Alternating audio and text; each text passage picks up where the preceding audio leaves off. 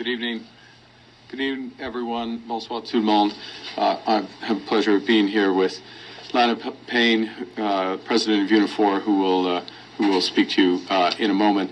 Lana and I were just having a meeting, a pre-scheduled meeting, to discuss the situation in our economy, how we can work together across a range of industries, forestry, aerospace, automobiles, and beyond.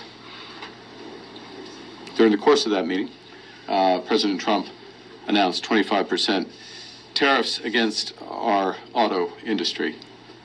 And this is a direct attack, to be clear, a direct attack on the very workers that I stood in front of, Unifor workers I stood in front of this morning at the Ambassador Bridge. A bridge that is a symbol and a reality up until now of the tight ties between our two countries, ties of kinship, ties of commerce, ties that are in the process of being broken.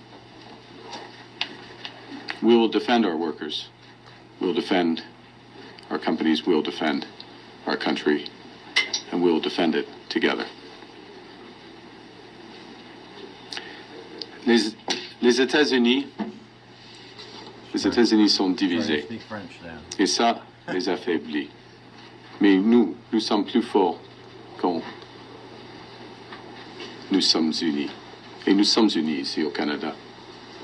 Les syndicats, le gouvernement, les sociétés, les travailleurs. You know, this will hurt us.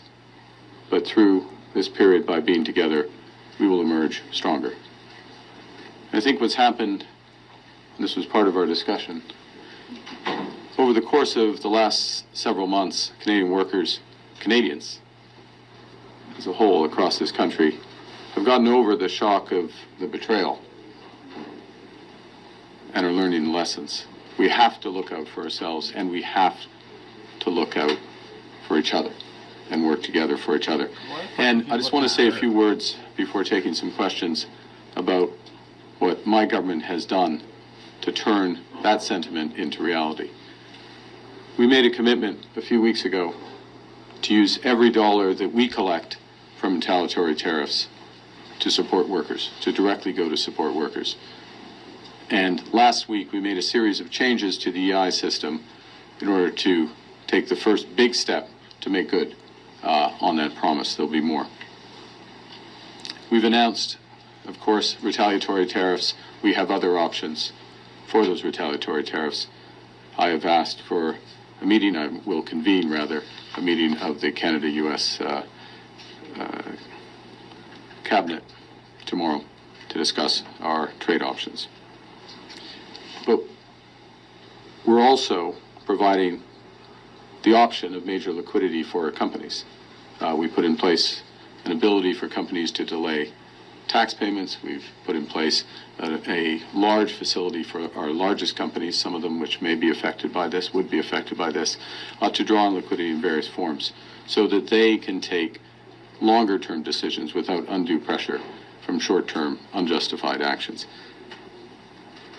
It's also why we focused, in part in anticipation of what might happen, on today's announcement that I made in front of that Ambassador Bridge for the $2 billion Strategic Response Fund.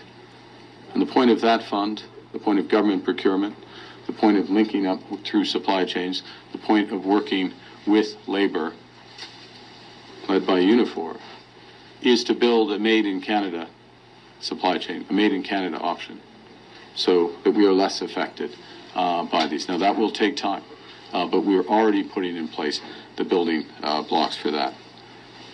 To be clear, we're standing together, standing for Canadian workers across levels of government, and I would add that Premier Ford and I have discussed this already at length, and we will have more discussions in terms of our overall approach. But together, we are stronger.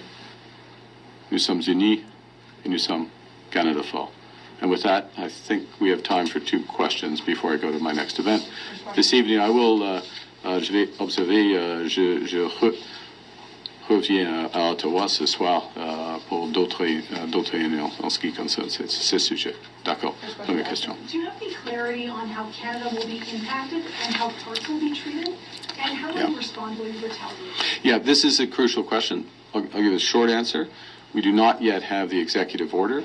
And so there are different variants of the 25% announcement that was made today. One would be that it is only on the, this is still significant to be absolutely clear, but on the part component of a car. Another would be that it's on the entire vehicle. We await the executive order for that clarity. But to be absolutely clear, even in the more, quote, restricted version of this, it is a significant action. It's entirely unjustified. It's entirely inconsistent with CUSMA and indeed the long history of relations in the auto sector right back through the Auto Pact. Oui. Est-ce qu'on peut avoir la traduction avant d'avoir la question, s'il vous plaît? La dernière question? Non, non, oui, en fait, sur votre réponse. OK. Oui, juste traduire. OK. En ce qui concerne les détails, ils sont des grands détails. C'est de grandes questions. C'est le tarif, le nouveau tarif américain, c'est 25% sur l'automobile en total ou les pièces, les components. Même dans la situation, même dans la deuxième situation, c'est sérieux pour notre industrie. Et on verra, on attend l'ordre exécutif du président. Mais n'importe quel choix, c'est une violation. Il a trahi notre code commercial. C'est le président. Ma question, c'est est-ce que vous allez avoir une réponse immédiate? Quelle sera-t-elle? Okay. Et est-ce qu'il est temps de parler à M. Trump? Oui.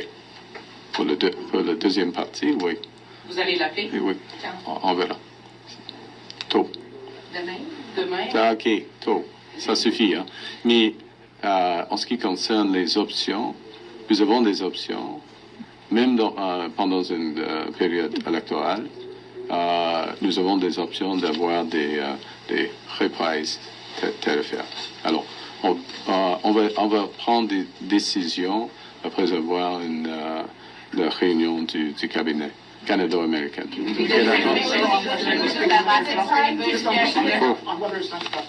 I think it would be appropriate that the President and I speak, given the action that he's taken. I'm sure that will happen soon. I'm not going to give you a precise timing on that. In terms of options, which was the second part of Ms. Martin's question, even during a caretaker period of government, we have anticipated this possibility.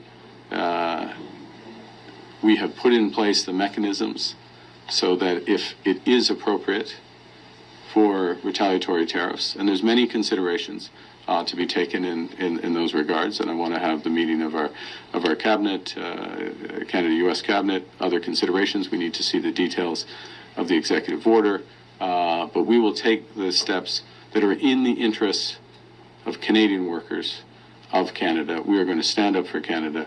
We're going to be united, and we will fight in a unified way. And I would say, if I may, and I will, Lana and Ms. Payne can speak for herself, obviously, the discussions that we've had, the discussions I've had with Premier Ford, we're entirely aligned in terms of the seriousness with which we're taking this and the seriousness of our response. Thank you very much.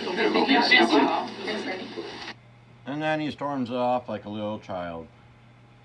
You think these woke liberals are going to win this year? I don't fucking think so. The whole map is going to be blue. You guys are done. Bye-bye, bitch. Like and subscribe, everybody. And we'll see you in the next one, my friends.